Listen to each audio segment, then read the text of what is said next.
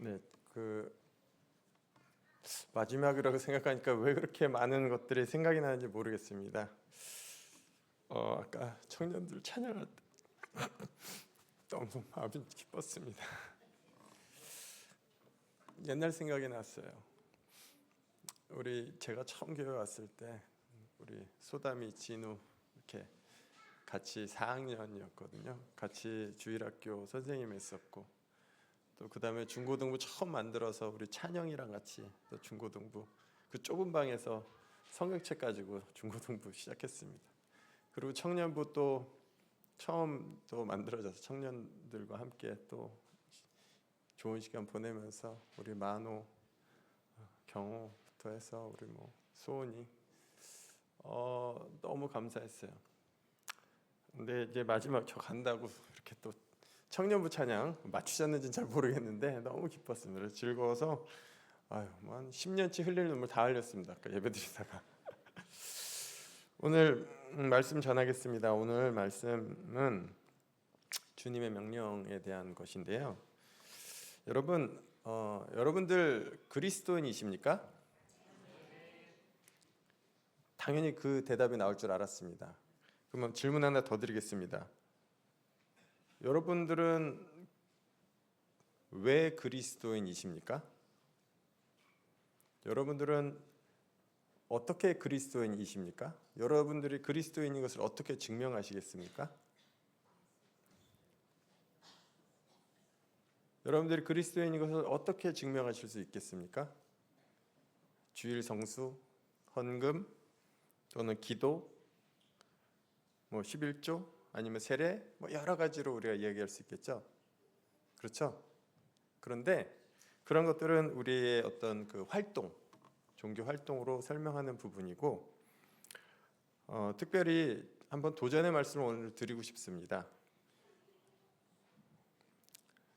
여러분들은 예수님의 제자이시죠? 네, 우리는 기독교인이면서 또한 예수님의 제자입니다.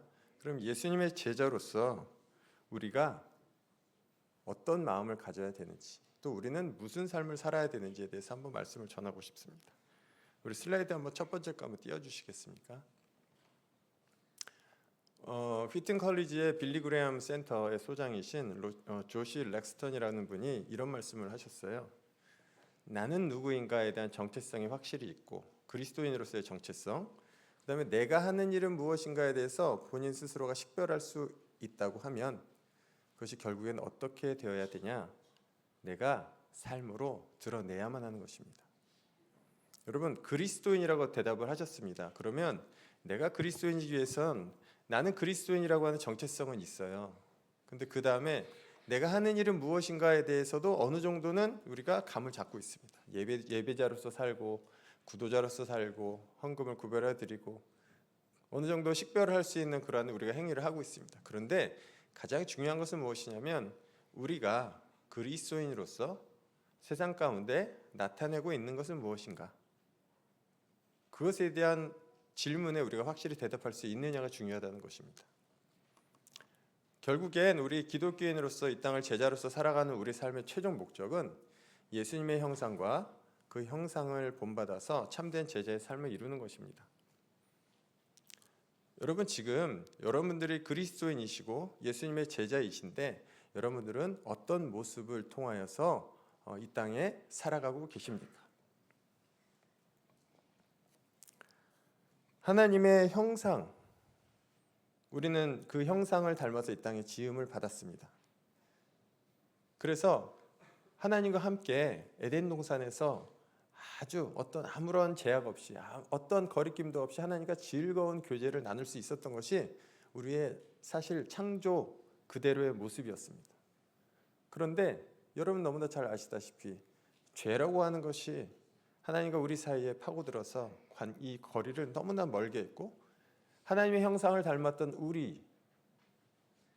우리의 참된 본 모습을 훼손시켜서 우리가 진정으로 하나님의 형상을 닮지 못하도록 하는 상황 가운데 우리가 빠졌습니다. 자, 그러면 우리가 하나님의 형상을 담는 것이 우리 어떻게 보면 가장 중요한 모습, 가장 중요한 이 땅 가운데서 우리가 이루어내야만 하는 사명인데, 그것이 말하자면 우리 삶 속에 이루어야만 하는 사명인데, 그것을 우리가 한번 세 가지 말씀을 가지고 도전을 한번 갖도록 하겠습니다. 처음에는 한번 우리 창세기 1장 28절 한번 읽겠습니다. 같이 한번 읽겠습니다. 하나님이 그들에게 복을 주시며 하나님이 그들에게 이르시되 생육하고 번성하여 땅에 충만하라. 땅을 정복하라. 바다의 물고기와 하늘의 새와 땅에 움직이는 모든 생물을 다스리라 하시니라. 아멘. 명령형이죠. 하나님의 명령이십니다. 하나님이 아담에게, 우리 모든 인류에게 명령하셨어요. 어떤 명령을 하시는 건가요? 이 땅의 모든 천지 만물들을 다스리라고 하시는 거예요.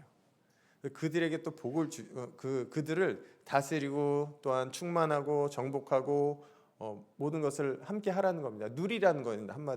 한마디로 뭐 유산을 다 주신 것처럼 이 온 천지 만물을 우리 인간에게 주셨어요. 그런데 우리가 그것을 잘 다스려야만 하는 그런 사명이 우리에게 주어진 것입니다. 이것이 어떻게 보면 하나님께서 우리에게 주신 첫 번째 사명이라고 할 수 있습니다. 오늘 말씀드리려고 하는 세 가지 명령 중에 첫 번째 명령입니다. 이 땅 가운데 충만하라. 사실을 여러분 생각해 보십시오. 아담과 하와밖에 없는데 이 땅에 충만하라고 하는 게 좀 이해가 안 되죠. 그렇지만 하나님은 어떻게 무엇을 보고 계셨어요? 오늘날 수십억의 인구를 보고 계셨는 줄 믿습니다. 그래서 이 땅에 수십억의 인구가 먹고 살아도 될 수 있을 만큼 자연환경을 풍성하게 해주셨잖아요. 우리가 이 땅을 살아가면서 비록 땀을 흘려야지 우리의 소산을 먹지만 땅을 정복하고 땅을 일구고 하는 의무 또한 우리에게 있는 것입니다. 우리가 우리의 삶 가운데 하나님께서 주신 어떻게 보면은 가장 기본적인, 이것은 크리스찬이건 아니건 상관없이 모든 인류에게 공통적으로 주신 명령입니다. 그래서 우리가 일반 은총이라고도 표현을 합니다. 모든 인류가 누구 하나 예외 없이 모두가 다 이 땅에서 누리고 다스리고 충만할 수 있는 권리를 하나님부터 받은 것입니다. 이것이 어떻게 보면 첫 번째 하나님의 명령이었죠. 자, 그러면 두 번째 명령 한번 보겠습니다. 우리 요한복음 13장 34절입니다. 같이 읽겠습니다. 시작. 새 계명을 너희에게 주노니 서로 사랑하라. 내가 너희를 사랑한 것 같이 너희도 사랑하라. 여러분, 우리 주님께서 우리에게 새 계명을 주셨어요. 너무나 잘 아는 말씀입니다. 우리가 서로 사랑하라고 하십니다. 우리 모든 하나님을 믿는 백성들은, 예수님의 자녀들은 서로 사랑해야만 합니다. 그래서 예수님이 우리를 사랑하신 것처럼 우리가 서로 사랑하고, 그리고 또 그 사랑을 이웃에게 사랑으로 전파하고, 그래서 하나님 사랑을 이웃 사랑으로 이어가는 것이 우리에게 주신 명령인 것입니다. 여러분, 그러면 오늘 목사님 말씀처럼 사랑을 가진 자가 담대함을 가질 수 있다고 말씀하지 않았습니까? 이 땅에 우리가 풍성한 사랑으로 함께 할 때 우리의 사랑 또한 하나님 앞에 정말 크게 드러나야만 할 줄로 믿습니다. 여러분, 이 사랑으로 이 땅을 살아갈 때 우리 안에 담대함이, 확신이 세워지고 이 땅에서 살아갈 능력을 받는 줄로 믿습니다. 그런데 이것 또한 하나님께서 두 번째 명령을 주셨다고 생각합니다. 아멘. 우리가 서로 사랑해야만 합니다. 힘써서 사랑해야만 합니다. 가만히 있는다고 사랑할 수 있다고 말씀 안 하셨어요. 힘써서 사랑해야만 합니다. 그런 우리 마음이 있기를 바랍니다. 아멘. 자, 다음에 오늘 세 번째 사실 명령이 오늘 본문 읽으셨던 바로 그 내용입니다. 한 번 더 읽겠습니다. 마태복음 28장 19절부터 20절입니다. 같이 한 번 더 읽을게요. 시작. 그러므로 너희는 가서 모든 민족을 제자로 삼아 아버지와 아들과 성령의 이름으로 세례를 베풀고 내가 너희에게 분부한 모든 것을 가르쳐 지키게 하라. 볼지어다 내가 세상 끝날까지 너희와 항상 함께 있으리라 하시니라. 아멘. 이것도 지금 우리 주님께서 우리에게 명령을 하시는 것이죠. 무엇을 하라 그러세요? 모든 민족을 제자로 삼으라고. 여러분, 전도와 선교의 차이점 무엇일까요? 영혼 구원을 위한 우리의 노력과 우리의 정말 피땀 어린 수고가 들여져야만 하는 것입니다. 그런데 전도와 선교는 어떤 면에서 조금 다르다고 하면 공간적인 차원에서 좀 다르겠죠. 그렇죠? 우리 인간은 공간의 지배를, 공간의 한계를 우리는 갖고 살 수밖에 없습니다. 그렇기 때문에 지금 이 순간 우리가 모든 민족으로 제자를 삼으려면 우리가 세종 땅에 살면서 모든 민족을 제자로 삼기가 현실적으로 어렵습니다. 그렇지 않습니까? 그렇죠. 비행기 타고 저기 아프리카 오지까지 왔다 갔다 1년에 몇 번이나 할 수 있을까요? 모든 민족으로 제자를 삼으라고 분명히 말씀하셨는데 말씀을 지키기가 쉽지 않습니다. 그렇기 때문에 우리는 각자에게 맡겨주신 달란트대로 각자의 자리에서 영혼 구원을 위해서 힘써야 할 줄로 믿습니다. 그래서 모든 민족으로 제자를 삼는다고 했을 때 우리 주변 사람이 아닌 멀리 떨어져 있는 백성에게 복음을 전하는 자가 필요한 것입니다. 그들이 바로 선교사인 것입니다. 그렇기 때문에 우리가 우리의 마음 가운데 선교에 대한 소망하는 마음 또한 우리 안에 있어야 할 줄 믿습니다. 왜냐하면 우리는 영혼 구원을 위한 사명을 이 땅에 하나님 주신 사명을 알고 살아가기 때문에 우리가 영혼 구원의 사명이 우리 주변 사람들을 전도하는 것, 거기에 더 나아가서 온 모든 민족을 다 제자로 삼는 이 엄청난 사명, 이것을 우리 안에 소망하는 마음으로 품어야 할 줄로 믿습니다. 여기서 모든 민족을 제자로 삼는다는 것은 바로 무엇이냐면 그냥 단순한 전도가 아닙니다.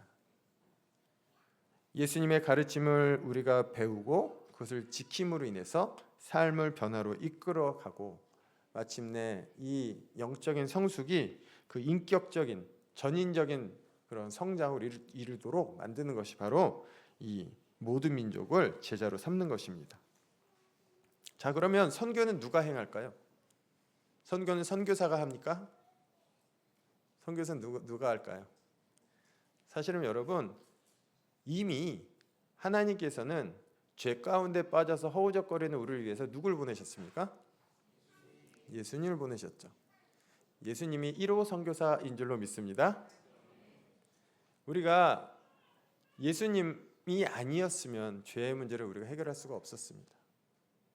우리가 예수님이 이 땅에 오셔서 예수님 말씀을 듣고 예수님으로 인한 십자가의 구원의 복음을 들었기 때문에 우리의 죄의 문제가 해결됐습니다. 그런데 중요한 것은 무엇이냐면 그 복음을 아직도 듣지 못하는 사람이 있다는 것입니다. 분명히 우리 말씀 가운데 바울 사도는 그렇게 이야기를 했습니다. 구원을 얻으려면은 예수 그리스도의 이름을 불러야 한다고 분명히 이야기했습니다. 그렇죠?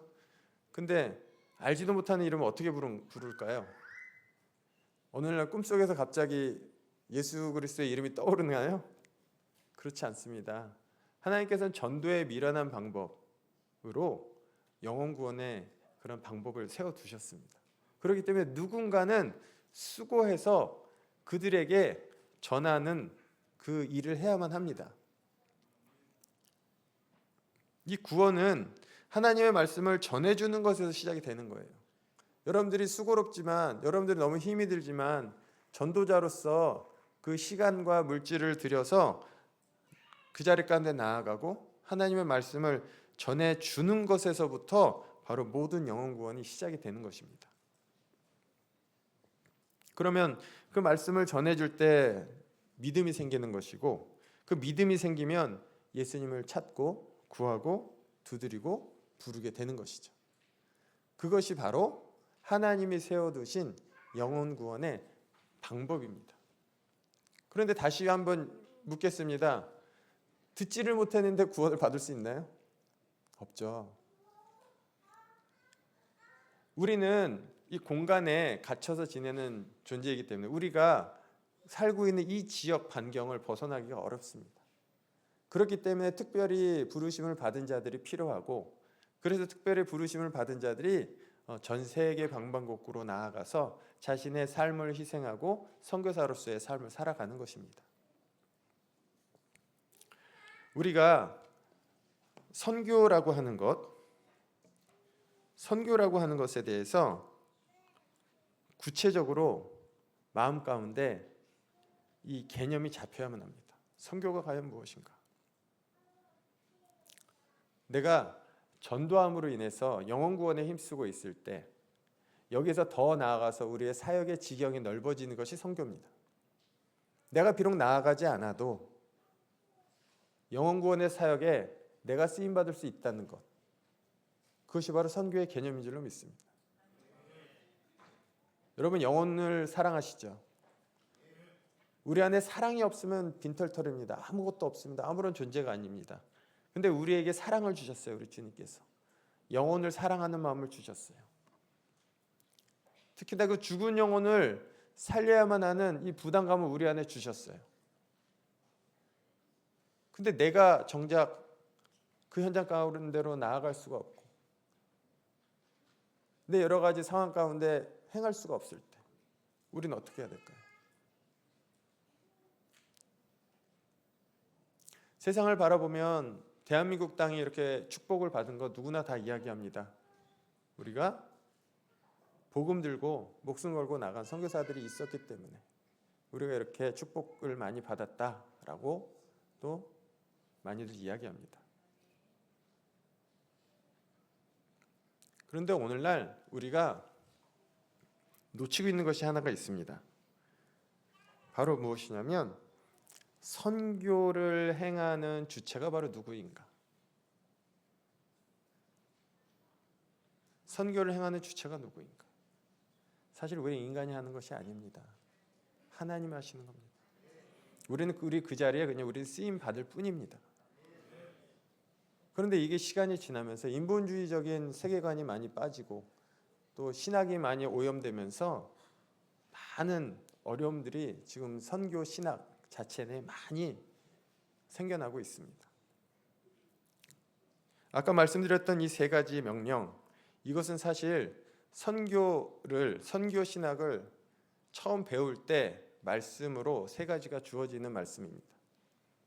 근데 현대 많은 선교 신학자들은 오염되게 전하고 있습니다. 문화명령이라고 하는 것이 바로 창세기 1장 28절의 말씀입니다. 하나님께서 이 땅을 다스리고 이 땅의 자연을 보호하고 하는 것까지도 선교다 라고 가르치도록 하고 있습니다.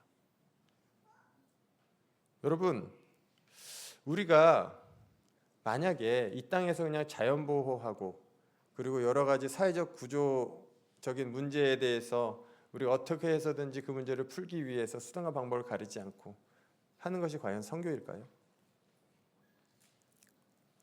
선교지에서 제가 항상 부딪혔던 문제가 이 문제였습니다. 이게 더 나아가서 악화되면 어떤 문제가 생기냐? 선교는 교회가 하는 것이 아니고 하나님이 직접 하시는 거기 때문에 선교지에서 교회 활동은 필요가 없다, 의미가 없다 라고까지 나아가게 되는 것이 현실입니다. 여러분 많이 들어보셨을 것입니다. WCC 뭐 이런 것들, 사실은 종교통합에 대해서 다원주의에 대해서 많은 것들을 요구하는 것이 선교의 현장의 지금 목소리입니다. 근데 여러분, 우리가 분명히 알아야 될 것은 교회는 주님이 남겨두신 유산입니다. 교회는 주님의 몸입니다. 그렇기 때문에 이 땅에서 행하는 모든 크리스찬의 모든 삶은 사실은 예수님의 뜻에 따라서 우리 인간을 통해서 행하시는 것이고 그것은 바로 교회라고 하는 우리 주님이 주신 유산을 통해서 행하는 것입니다. 그렇기 때문에 여러분 우리의 마음 가운데 신앙 가운데 절대 잊지 말아야 될 것은 무엇이냐면 교회 그리고 선교, 이것은 곧 하나라는 것입니다. 세상에 많은 여러 가지 오염된 그런 선교 신학적인 사고를 가지고 우리들을 혼돈시키는 것들이 너무나 많습니다. 여러분 믿음을 굳게 붙잡으십시오. 자연을 보호하는 것, 또 구제 활동을 하는 것 다 좋습니다. 봉사활동하는 것도 좋고요. 가서 빈민 구제하는 거, 봉사활동하는 거 뭐 다 좋습니다. 모든 것이 다 좋습니다. 그런데 그 안에 영혼 구원을 위한 열정, 영혼을 사랑하는 마음, 그것이 없다 그러면 그것은 더 이상 선교가 아닙니다. 하나님을 믿지 않는 사람들도 좋은 일 많이 할 수 있습니다. 선교는 그 안에 마음 가운데 예수님의 이 제자로서의 사명, 그것이 빠지면 아무것도 아닌 것입니다. 제가 좀 어려운 말씀을 드렸습니다. 우리가 과연 이 땅을 살아가는 정말 땅끝 선교사로서 무엇을 행해야만 할까요? 여러분, 전도 귀에 못이 박히게 듣고 계시죠? 아닌가요? 우리 교회 전도 열심히 하는데. 그런데 그것이 복인 줄로 믿습니다. 왜요? 여러분들을 선교사로 세우시는 주님의 명령입니다. 바로 이곳 세종 땅의 선교사로. 선교에 대해서 복잡하게 생각할 것 없습니다. 하나님이 내게 주신 사명, 영혼을 위한 뜨거운 열정, 이것만 있으면 지금 이 땅 가운데서 우리가 선교사로 살아가는 것입니다. 그래서 나의 발끝이 바로 나의 선교지입니다. 다만 내가 멀리 나아가지 못하는 곳에 나아가 있는 선교사는 그쪽에서 또 선교를 하는 선교사인 것이고요. 원격지 선교사인 것이죠. 그러니까 여러분 모두가 선교의 사명을 살고 이 땅 가운데서 갖고 살아야만 합니다.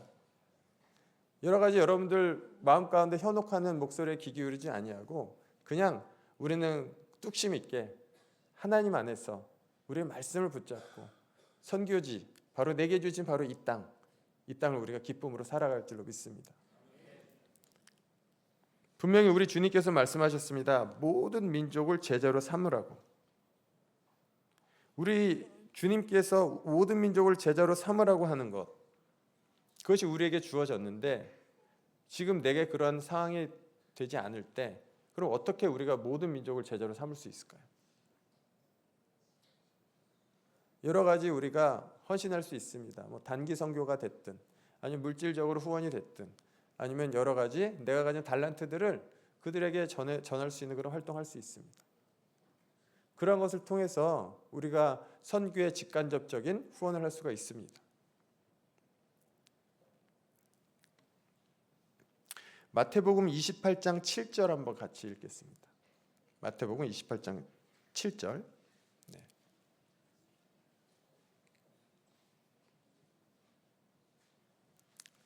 같이 읽겠습니다. 시작. 또 빨리 가서 그의 제자들에게 이르되 그가 죽은 자 가운데서 살아나셨고 너희보다 먼저 갈릴리로 가시나니 거기서 너희가 배우리라 하라. 보라 내가 너희에게 일렀느니라 하거늘. 여기서 보시면 지금 어떤 상황이냐면 예수님께서 부활하신 이후에 여자들이 그 동굴 앞에 서서 깜짝 놀라고 있는 상황이에요. 그때 천사가 이런 말을 전한 겁니다. 두려워하지 마. 예수님은 여기 계시지 않고 부활하셨어. 승리하셨어. 그리고서 지금 부활의 소식을 들은 그 여인들에게 뭐라고 얘기합니까? 빨리 가라. 빨리 가라. 이야기합니다. 그 얘기는 바꿔서 얘기하면 무엇인가요? 거기는 어디였어요? 무덤이었습니다. 무덤에 있지 마라. 무덤에 있지 마라. 이 말씀이에요. 무덤에 있지 말고 빨리 가라.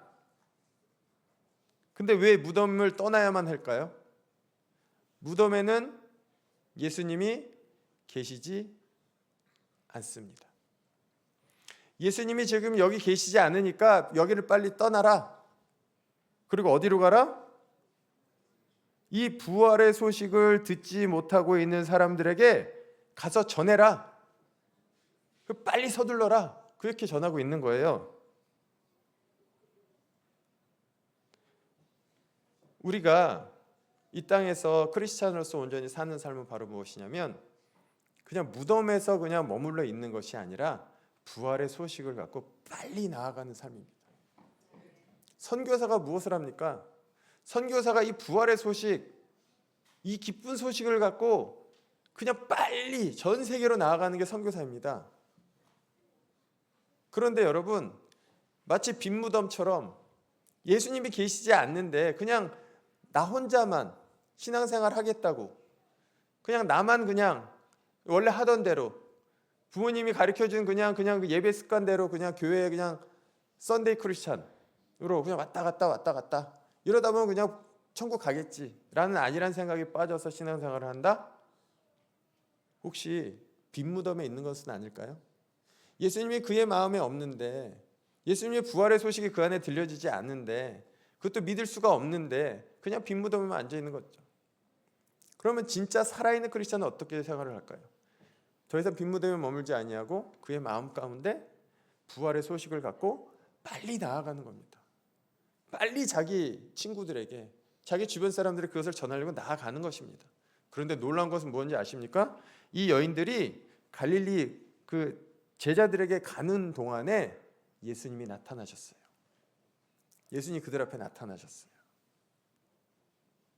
무슨 말씀이냐? 여러분들이 진정으로 예수님의 제자로서 이 땅을 온전히 살아가려면 우리가 하나님을 비추어야만 한다고 했죠. 하나님의 형상을 새로 회복해야만 한다고 말씀드렸어요. 그러면 우리가 어떻게 할 때 예수님의 어떤 그 형상을, 하나님의 형상을 우리가 어떻게 회복을 하는지, 여러분 이 장면을 통해서 우리가 깨우칠 줄 알아야만 합니다. 빈무덤에 그냥 머무른 것은 그냥 우리 안에 그냥 깨어진 형상, 훼손된 형상, 죄로 인해서 그냥 훼손된 형상 가운데 머물러 있는 거예요. 그 안에서 물론 구원을 받았지만 하나님의 빛을, 사랑의 빛을 온전히 세상 가운데 비추지 못하고 있는 거예요. 그러면 우리가 빨리 갈릴리로 가서 이 부활의 기쁜 소식을 주변 사람들에게 전하려고 우리가 열심히 뛰어갈 때, 그때 예수님이 우리 앞에 나타나십니다. 그래서 회복의 말씀을 주십니다. 그래서 우리가 온전히 예수님의 부활의 소식을 전하도록 우리를 온전케 하십니다. 이 땅에서 사명자로 산다는 것은 다시 한번 말씀드리지만 우리가 하나님의 형상을 회복하여서 태초에 우리에게 주신 그 축복을 그대로 회복하여서 이 땅 가운데 그 복음을 빨리 가서 전하려는 마음이 우리 안에 있을 때 우리가 온전한 주님의 제자로서 이 땅을 살아가는 줄을 믿습니다. 그래서 슬라이드 마지막 한번 띄워주시겠습니까? 네, 같이 한번 읽겠습니다. 시작. 하나님의 선교에 참여하는 우리는 창조, 언약, 그리스도, 교회에 이르는 가장 필연적인 부르심입니다. 곧 영혼 구원을 위한 사역에 우리가 참여한다고 하는 것은 무엇이냐면 비로소 우리가 그동안 부족했던 것 마지막 피스의 그 조각 하나를 끼우는 것입니다. 우리가 여러분 교회는요 성장해야만 합니다. 사도라는 뜻의 아포스텔로의 원의미는 뭐냐면 내가 너희를 세상에 보낸다 이런 뜻이에요. 세상에 보낸다라는 뜻이에요. 교회는 교회를 낳아야 되고요. 확장하고 성장하고 부흥해야만 합니다. 그런데 여러분 이러한 것 모든 것을 주관하시는 분은 하나님이십니다. 그런데 만약에 우리가 빨리 가서 전하지 않는다 그러면 교회가 커질까요? 교회가 성장할까요? 여러분 선교도 마찬가지입니다. 선교라고 하는 것은 그 땅의 사람들이 예수 그리스도의 복음을 듣지 못하는 사람들이 너무 안타까워서 그들에게 이 하나님의 복음을 들려주고 싶은 이 마음 가운데 나아가는 것입니다. 자신의 모든 것을 다 포기하고. 마찬가지로 여러분 우리의 자리에서 전도하는 것도 마찬가지. 내가 가진 것 하나도 희생하지 않으면서 전도하는 게 전도가 됩니까? 열매가 안 맺힙니다. 내 걸 희생하지 아니하면, 내가 십자가를 지지 아니하면 열매가 맺히지 않아요. 그래서 우리가 정말 당신은 기독교인입니까? 당신은 제자입니까? 라고 누군가가 물을 때 네 그렇습니다. 저는 예수님의 제자입니다. 왜냐하면 나는 하나님의 형상 그리고 우리 주님을 닮은 그 모습을 살고자 노력하기 때문입니다. 그렇게 고백하는 우리 모두가 되어야 할 줄로 믿습니다. 이제부터 우리가 믿음의 지경을 넓혀서 이제는 우리가 열심히 뛰고 있는데 이제는 정말 지경을 넓혀서 선교에도 또 다른 마음을 품고 사랑하는 우리 모두가 되었으면 좋겠습니다. 감사합니다.